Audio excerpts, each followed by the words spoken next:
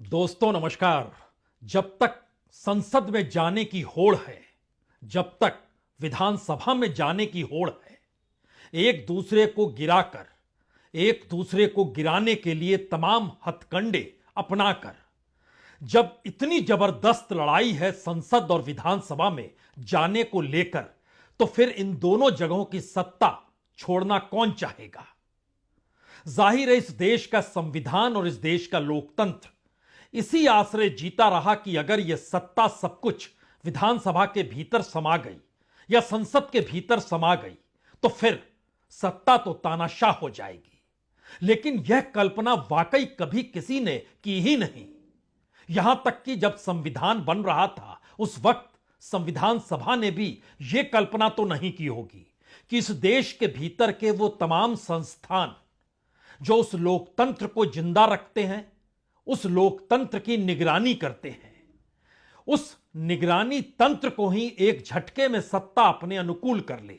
यह कल्पना किसने की होगी। और शायद इसीलिए संविधान सभा में भी यह सवाल कभी उठा ही नहीं कि कोई राजनीतिक सत्ता इस देश के तमाम संवैधानिक संस्थानों पर कब्जा कर लेगी या फिर तमाम संवैधानिक संस्थान सत्ता के अनुकूल काम करने लग जाएंगे। शायद इसीलिए बीते 10 वर्षों में आपने कभी भी केंद्र की सरकार को लेकर किसी करप्शन की आवाज को संसद के भीतर सुना नहीं होगा। और अब तो विधानसभा के भीतर भी बहुत सारी चीजें मैनेज हो जाती है, लेकिन जिक्र जब इस देश के सबसे बड़ी प्रीमियर वॉच डॉग इंस्टीट्यूशन का होगा, उसमें सीएजी का जिक्र होगा, जो इस देश में फाइनेंशियल अकाउंटेबिलिटी और कॉम्प्लायंस पर निगरानी रखती है। वो जानती समझती है कि इस देश में आम जनता का पैसा, टैक्स पेयर का पैसा जो सत्ता के पास आता है, उस पैसे का गुलछर्रे कोई नहीं उड़ाए, और जो पैसा इस देश के खजाने में जाता है उसका भी सही उपयोग हो। लेकिन यह उपयोग नहीं हुआ। इसीलिए अरविंद केजरीवाल को शराब नीति के जरिए कटघरे में खड़ा कर दिया गया और एक सीएजी रिपोर्ट का जिक्र लगातार होते चला आया। उस सीएजी रिपोर्ट के भीतर है क्या? क्या यह सीएजी रिपोर्ट सिर्फ एक परसेप्शन की लड़ाई है जिसमें सीएजी में बैठे हुए अधिकारियों को लगा या खुद सीएजी को लगा कि इतना कुछ लाभ हो सकता था? तो यह स्थिति तो इस देश के भीतर 2014 से पहले इस देश में 2G स्कैम को लेकर भी हुई थी, जब 1,76,000 करोड़ का एक परसेप्शन डेवलप किया गया कि राजस्व का नुकसान हो गया। याद कीजिए, कोयला घोटाला, कोल ब्लॉक्स को जो बांटने का सिलसिला था वह भी तो उसी परसेप्शन के आसरे जी रहा था। 1,70,000 करोड़ रुपए का नुकसान देश को हो गया। संसद के भीतर बवाल मच गया, हंगामा होने लगा और इस देश के भीतर मनमोहन सिंह सरकार की पूरी इमेज एक झटके में धराशायी हो गई। उस दौर में आदर्श हाउसिंग सोसाइटी स्कैम भी तो था, उस दौर में कॉमनवेल्थ गेम्स को लेकर भी तो स्कैम था। एक लंबी फेरिस्त थी। सत्ता बदल गई, लेकिन उसी संसद के भीतर उसके बाद 2G स्कैम या कोल ब्लॉक्स को लेकर ना तो सरकार किसी को जेल भेज पाई और ना ही सीएजी जो उस वक्त विनोद राय थे वो ये कहने की हिम्मत जुटा पाए कि उन्होंने जो परसेप्शन बनाया था वो कागज पर नहीं हकीकत में है। उन्हें बाद में सॉरी कहना पड़ा। तो क्या वाकई इस देश के संस्थानों के जरिए एक बड़ा खेल इस देश में लोकतंत्र को धराशायी करके होता है? आज का दिन तो दिल्ली का है और आज का दिन उसके साथ ही सीएजी का भी है। और सीएजी के आसरे आज का दिन इस देश के भीतर मोदी सरकार को लेकर क्या वाकई सीएजी ने कोई रिपोर्ट इस दौर में रखी या नहीं रखी, सब कुछ आज सुन लीजिए, जान लीजिए। यह इसलिए भी जानना महत्वपूर्ण है क्योंकि इस देश में लोकतंत्र के आसरे जिन संवैधानिक और स्वायत्त संस्थाओं के आसरे संविधान की रक्षा और उसके तहत नियम कायदों का जिक्र जो होता है वो सब सिर्फ एक परसेप्शन कल तक था, अब वो पॉलिटिकल टूल्स में तब्दील हो गया है, राजनीतिक हथियार में बदल चुका है। आज रिपोर्ट रखी गई, 8 चैप्टर की रिपोर्ट है, लेकिन बहरहाल उस पे मत जाइए। 2,68,00,000 का नुकसान हो गया, जो शराब की नीति थी। शुरुआत आज इसी से की जाए। और इसमें जो 4 महत्वपूर्ण आधारों को बताया गया कैसे यह नुकसान हुआ, वो नुकसान की भरपाई क्या मौजूदा बीजेपी सरकार यह कहकर कर पाएगी कि देखिए हम इसी क्षेत्र में आगे बढ़ते हैं और हम इतना वसूल लेंगे, और आपने नुकसान कर दिया।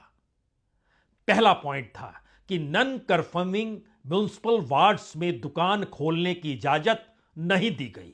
क्यों नहीं दी गई? दे देनी चाहिए थी। इसकी वजह से 941 करोड़ 53 लाख रुपए का नुकसान हो गया। यानी म्युनिसिपल वार्ड, जो नॉन कंफर्मिंग म्युनिसिपल वार्ड थे, उसमें दुकान क्यों नहीं खोला गया? उस समय याद कीजिए एक परिसीमन था, म्युनिसिपल वार्ड्स बढ़ रहे थे। क्यों नहीं खोला गया? एक परसेप्शन बनाया गया। सीएजी को लगा कि अगर वहां भी चीजें हो जाती तो शायद इतना मुनाफा और हो जाता, तो उन्होंने अपने हिसाब से निकाला 941 करोड़ 53 लाख। नंबर जहन में रखिएगा। दूसरा पॉइंट जो बताया गया कि ठेकेदारों ने लाइसेंस सरेंडर कर दिए थे, लेकिन सरकार फिर से टेंडर जारी कर सकती थी और टेंडर जारी करके वह कमा सकती थी। उसने ऐसा क्यों नहीं किया? और इसकी वजह से तकरीबन 890 लाख 15,000 करोड़ का नुकसान हो गया। यानी पहले हिस्से में 941 करोड़, दूसरे हिस्से में 890 करोड़। दोनों को मिला दीजिएगा तो तकरीबन 1800 करोड़ के लगभग खेल हो चुका है।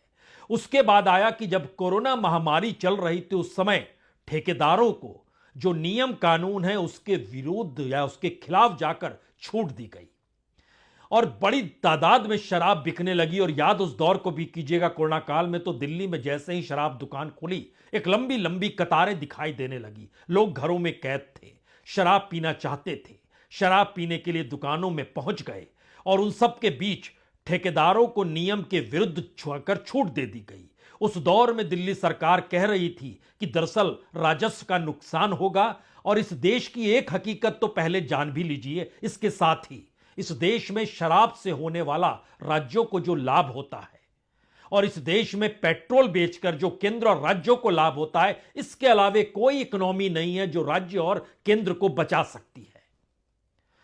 पेट्रोल डीजल पर लगने वाला जो टैक्स होता है और शराब पर जो टैक्स होता है, जिसको आप जिस भी रूप में कीजिए, वह अपने तौर पर इतनी बड़ी तादाद में होता है कि हर राज्य की पूरी इकोनॉमी चलती है। तो वह भी आपने उस दौर में गड़बड़ी कर डाली, जो कि ठेकेदारों को नियम के खिलाफ जाकर छूट दे दी। तो उसकी वजह से 144 करोड़ रुपए का नुकसान हो गया। और जो लोकल लाइसेंस धारक को उचित सिक्योरिटी डिपॉजिट लेनी चाहिए थी, वह भी आपने नहीं ली। तो इसकी वजह से 27 करोड़ का नुकसान हो गया। इन सब को जोड़िएगा तो आएगा 2 करोड़ 68 लाख रुपए। यही वो नुकसान है और यही वहां से सवाल है, क्योंकि सवालों के बीच जिन बातों का जिक्र किया गया उसमें 3 बड़ी महत्वपूर्ण बातें हैं। एक, पॉलिसी जो आपने बनाई बड़ी कमजोर थी। दूसरा, लाइसेंस प्रक्रिया में आपने गड़बड़ी कर दी। तीसरा, जो खास तौर से एक्सपर्ट जो विशेषज्ञों की राय थी, उसको जो सुझाव थे वो आपने नहीं माने। जो मनीष सिसोदिया उस समय थे, देख रहे थे डिपार्टमेंट, और डिप्टी सीएम थे, नहीं माने। अब इस पूरी प्रक्रिया के भीतर आपके लिए एक सवाल तो होगा ही, घोटाला कहां हुआ है, पैसा कहां पर है। और इस पूरी प्रक्रिया में एक बात जहन में रख लीजिए, जब आप पॉलिटिक्स के नियम कायदे पढ़ेंगे तो इसमें कोई दो मत नहीं कि दिल्ली सरकार ने टीआरएस के साथ समझौता किया। बीआरएस, वही जो तेलंगाना में चुनाव हार गए, वह भी एक पॉलिटिकल तौर पे विकल्प इस देश में बनना चाहते थे। और उनकी सभा में 3 महत्वपूर्ण लोग गए थे इस देश से, अखिलेश यादव, अरविंद केजरीवाल और केरल के मुख्यमंत्री विजयन आए थे। वो चाह रहे थे कि कांग्रेस से हटकर एक नई चीजें क्रिएट हो। लेकिन इस दौर में देखिए तो वहां के मुख्यमंत्री चंद्रशेखर राव की बेटी, उनको भी जेल जाना पड़ा, अरविंद केजरीवाल को भी जेल जाना पड़ा, जमानत उनको भी मिल गई, जमानत इनको भी मिल गई। इस पूरी प्रक्रिया में कितने छापे पड़े, क्या हुआ, थोड़ी देर के लिए भूल जाइए और सोचना शुरू कीजिए। क्या एक सीएजी इस देश के भीतर जब बनाई गई तो माना गया इस देश में कोई भी फाइनेंशियल अकाउंटेबिलिटी जिस भी डिपार्टमेंट की होती है, वहां पर जो पैसा है वो पैसा किस रूप में खर्च हो रहा है और उसको खर्च जो किया जा रहा है वो किस किस मद में खर्च किया जा रहा है। हम एक चार्टेड अकाउंटेंट की तरह, क्योंकि उसका काम ही यही है, यही काम उसे करना है।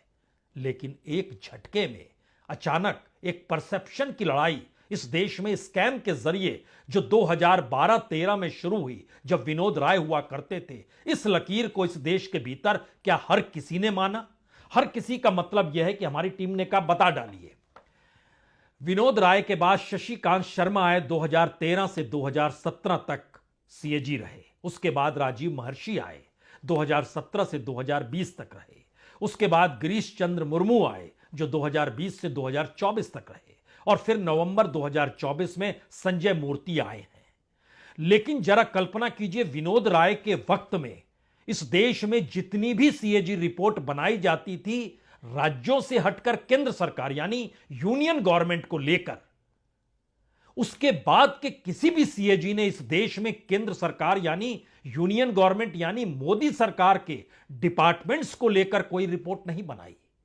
और हर रिपोर्ट चूंकि इस देश के भीतर में टेबल्ड की जाती है, पार्लियामेंट के भीतर, तो आपको यह जानना होगा कि दरअसल ऐसी कौन सी स्थिति थी मौजूदा वक्त में सीएजी ने किसी भी डिपार्टमेंट को लेकर मोदी सरकार के ऊपर कभी कोई रिपोर्ट दी ही नहीं। यह कौन सा खेल है? लेकिन उस खेल से पहले हमें लगता है एक क्षण के लिए दिल्ली को लेकर जो बीजेपी के मंत्री एमएलए हैं और दूसरी तरफ जो आम आदमी पार्टी के आंदोलन के वक्त से जुड़े हुए गोपाल राय हैं, दोनों की बात एक साथ सुन लीजिए, तब वो खेल खुलेगा कि इस देश के भीतर लोकतंत्र, संविधान, नियम, कानून का राज और इन सब से हटकर पॉलिटिकल टूल के तौर पर इस्तेमाल किए जाने वाले संवैधानिक संस्थान कैसे काम करते हैं। अरविंद केजरीवाल जी के लाख कोशिशों के बाद कैग रिपोर्ट भी सामने आई और उनके घोटाले की जानकारी भी सामने आई। इस घोटाले का पता चला कि किस तरह से 4 करोड़ रुपए का राजस्व का नुकसान हुआ दिल्ली सरकार को, उनके दोस्तों को फायदा हुआ। किस तरह से अरविंद केजरीवाल जी ने इस पॉलिसी में 5% से बढ़ाकर 12% कमीशन की और ये जस्टिफिकेशन दी उसकी कि क्योंकि लेबोरेटरी में से शराब का टेस्ट कराना होता है, इसलिए 7% कमीशन बढ़ा दी जाए। यह भी समझ में आया कि किस तरह पहले 111 लोग शराब का कारोबार करते थे, उसकी जगह से अब कम करके 14 लोगों को मोनोपोली बनाकर काम दिया गया और वो भी तीन लोगों को जो काम दिया वो 72% 3 लोगों के पास काम था। उनमें से 2 लोग अरविंद केजरीवाल के साथ जेल में बंद थे। यह भी सामने आया कि जो शिकायतें थी 14 लोगों के खिलाफ, उन शिकायतों को ये कह के दरकिनार कर दिया गया कि अभी समय नहीं है पढ़ने का, टाइम बहुत कम है, इसलिए इनको काम दे दिया जाए और 12 लोगों को उसमें से काम मिल गया। यह भी समझ में आया कि किस तरह से जिनके पास होलसेल थी, रिटेल थी और मैन्युफैक्चरिंग थी, तीनों काम एक ही आदमी को दिए गए, जबकि पॉलिसी में स्पष्ट लिखा था कि जो मैन्युफैक्चरर होगा या रिटेलर होगा वो होलसेलर नहीं हो सकता, या होलसेलर होगा वो दोनों बाकी काम नहीं कर सकता। लेकिन यहाँ तीनों काम एक आदमी को दिए गए क्योंकि वो दोस्त अरविंद केजरीवाल जी के थे। ये 2 साल से भारतीय जनता पार्टी यही राग अलाप रही है। 2 साल से इन्होंने सारी एजेंसियों को लगाया, ईडी को लगाया, सीबीआई को लगाया। 2 साल से हजारों छापे मारे गए, सारे जेल में डाल दिए गए, सारी जगह जांच कर ली, कुछ नहीं मिला आज तक। भारतीय जनता पार्टी केवल काम से बचने के लिए नए नए हथकंडे ढूंढ रही है, बहाने ढूंढ रही है। वैसे दिल्ली ही नहीं, पूरा देश इंतजार कर रहा है कि शीश महल जिसका जिक्र हुआ, उसके भीतर क्या वाकई सोने का कमोड था या नहीं था। यह देश देखना भी चाहता है या सिर्फ यह शोर था, क्योंकि इस दौर में अगर कैग की रिपोर्ट शराब नीति को लेकर पैसों के हेरफेर को ना बता पाए, और पैसा इस दौर में कहीं है ही नहीं, एक परसेप्शन के जरिए एक बुलबुला तैयार कर लिया गया। और उसके साथ साथ इस दौर में दिल्ली को लेकर जो 14 और पेंडिंग सीएजी रिपोर्ट का जिक्र है एक क्षण के लिए, उसको भी आप समझ लीजिए, तब इस दिशा में जाएंगे इस देश के भीतर मोदी सरकार कैसे बच जाती और उसके खिलाफ कभी कोई बात आती क्यों नहीं है। दिल्ली को लेकर पब्लिक हेल्थ इंफ्रास्ट्रक्चर और स्वास्थ्य सेवाओं के मैनेजमेंट पर एक परफॉर्मेंस ऑडिट रिपोर्ट नहीं रखी गई। दिल्ली परिवहन निगम की वर्किंग यानी कामकाज पर भी सीएजी ने एक परफॉर्मेंस रिपोर्ट बनाई, वह भी नहीं रखी गई। डीटीसी में जो कामकाज होता है उसको लेकर भी सीएजी ने एक ऑडिट रिपोर्ट बनाई, वह भी नहीं रखी गई। दिल्ली में जो शराब आपूर्ति के परफॉर्मेंस क्या रहा, इसको लेकर भी सीएजी ने काम किया, वह भी रिपोर्ट नहीं रखी गई। इस देश के भीतर दिल्ली राजधानी है, तो यहां पर जो वाहनों से जो वायु प्रदूषण होता है और हॉर्न बजाने से जो शांति भंग होती है, इस पर भी एक परफॉर्मेंस ऑडिट रिपोर्ट बनाई गई, जो नहीं रखी गई। 31 मार्च 2021 के लिए देखभाल और संरक्षण की आवश्यकता वाले बच्चों पर, जिन बच्चों को राज्य अपने तौर पर देखता, उनको लेकर भी परफॉर्मेंस रिपोर्ट, ऑडिट रिपोर्ट बनाई गई, नहीं रखी गई। 2020-21 में revenue, economic, social, general sector पर एक पीएसयू की रिपोर्ट बनाई गई थी, जो नहीं रखी गई। इसके अलावे 2021, 2022, 2023 में फाइनेंस ऑडिट रिपोर्ट थी, नहीं रखी गई। इस देश के भीतर में हर राज्य में बजट रखा जाता है जिसमें तमाम बातों का जिक्र होता है, लेकिन आज हम सिर्फ सीएजी का जिक्र कर रहे हैं। और यह भी बताया गया कि 21-22 में अकाउंट फाइनेंस जो था स्टेट का, 2022-23 में जो फाइनेंस अकाउंट था और जो एप्रोप्रिएशन अकाउंट था, वो 2022-23 और 21-22 का नहीं रखा गया। आप कहेंगे वाकई बड़ा करप्शन हुआ है। इस देश के भीतर में जिन रिपोर्ट्स का हमने जिक्र किया, वो इस देश के भीतर हर राज्य जब बजट रखता है उसमें पूरा कच्चा चिट्ठा होता है। बावजूद इसके अच्छी बात है कि सीएजी ने बड़े महीन तरीके से हर आंकड़े पर काम किया है। अब आइए, असल खेल यहीं से शुरू होता है। इस देश के भीतर में प्रधानमंत्री मोदी की सरकार को लेकर सीएजी ने कितनी रिपोर्ट दी, यह आपको जानना चाहिए।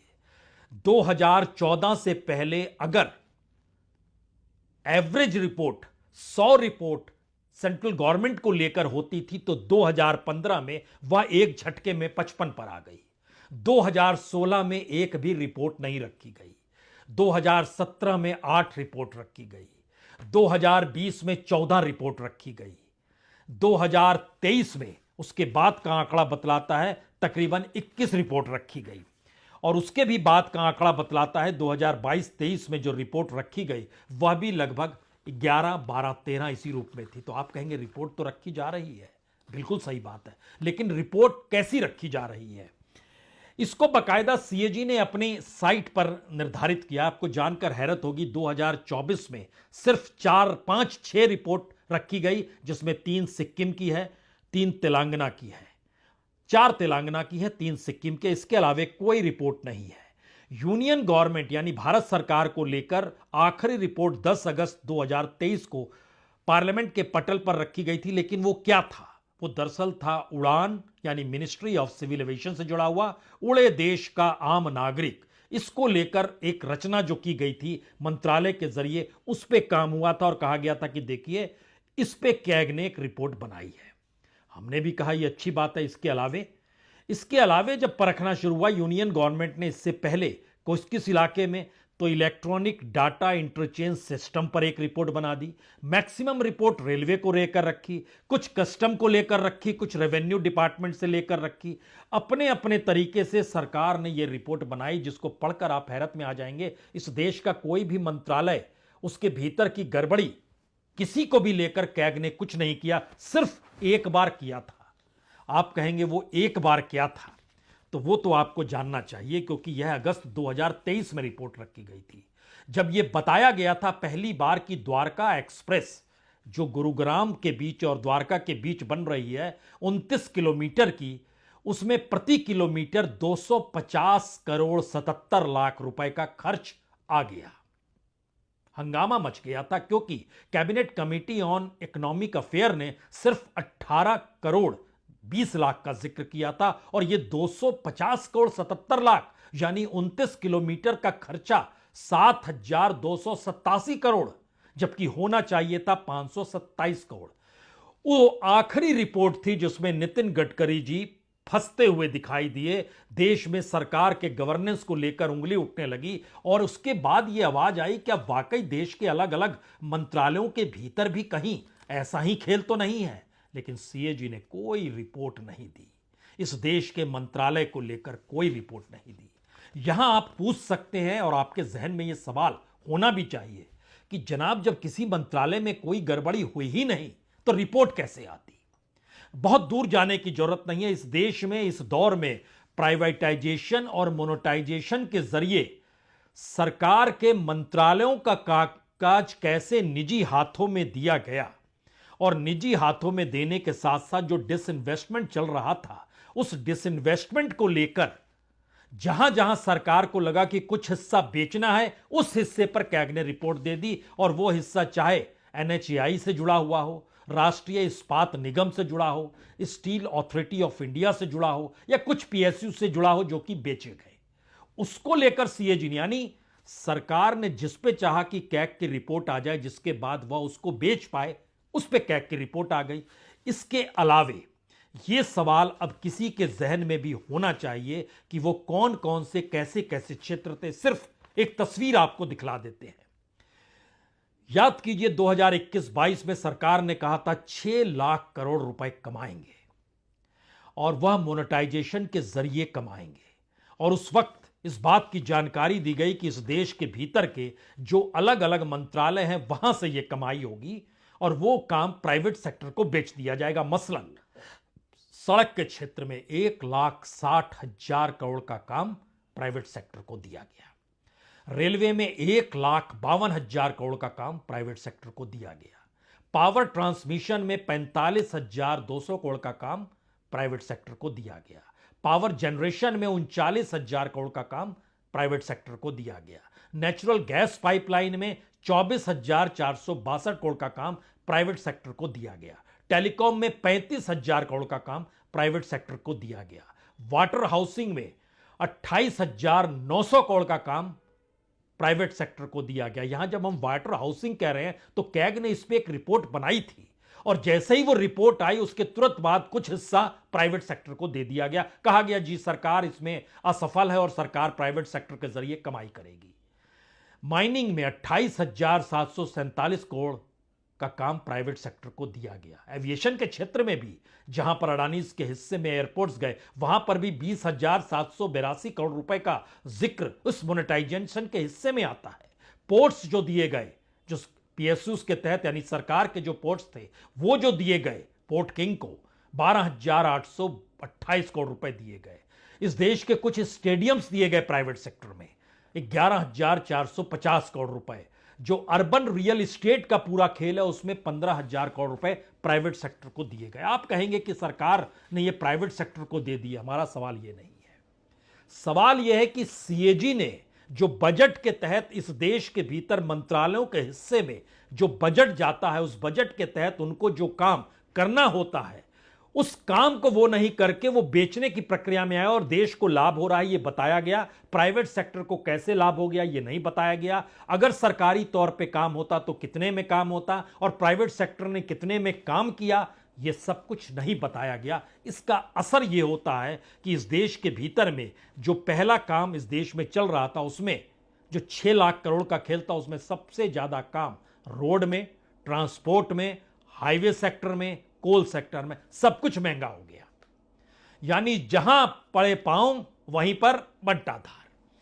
तो प्राइवेट सेक्टर के हाथ में उसने कमाने के लिए ही तो अपने पास ली थी सारी चीजें, लेकिन उस पर कोई सीएजी की रिपोर्ट नहीं आई।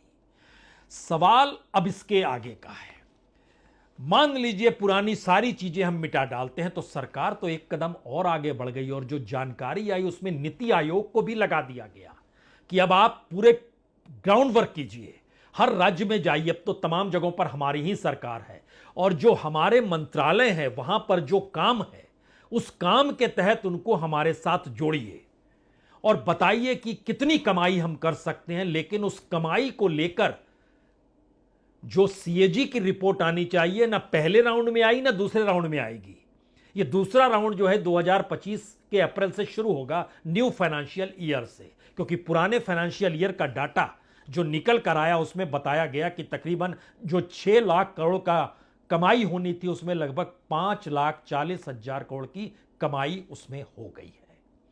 और इस सारी कमाई अब आखिरी दौर में है। तो इस दौर में एनएचएआई जो नेशनल हाईवे है उसको लेकर बड़ा काम चल रहा है और इसीलिए एक झटके में 23,000 करोड़ रुपए वहां पे प्राइवेट सेक्टर के जरिए बढ़ा दिए गए। इतनी कमाई हो जाएगी। पहले 1.67 लाख करोड़ था, अब बढ़ा के 1.90 लाख करोड़ हो गया है।